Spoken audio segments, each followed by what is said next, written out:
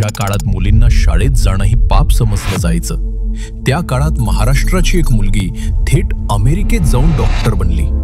ही गोष्ट आहे भारताच्या पहिल्या महिला डॉक्टर कल्याणच्या आनंदीबाई जोशी यांची। त्यांना डॉक्टर बनण्याची प्रेरणा एका मोठ्या वैयक्तिक दुःखातून मिळाली।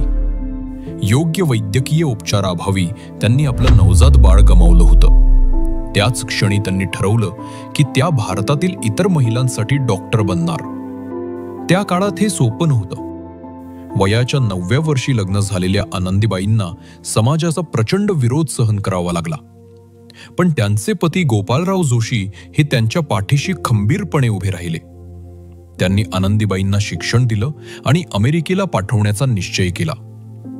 अनेक अडचणींवर मात करून 1886 साली आनंदीबाईंनी अमेरिकेतील पेन्सिल्व्हेनियामधून MD ची पदवी मिळवली आणि भारताच्या पहिल्या महिला डॉक्टर होण्याचा मान मिळवला। पण दुर्दैवाने अमेरिकेतील थंड हवामानामुळे त्यांना क्षयरोग झाला आणि भारतात परतल्यावर वयाच्या अवघ्या 21व्या वर्षी त्यांचं निधन झालं।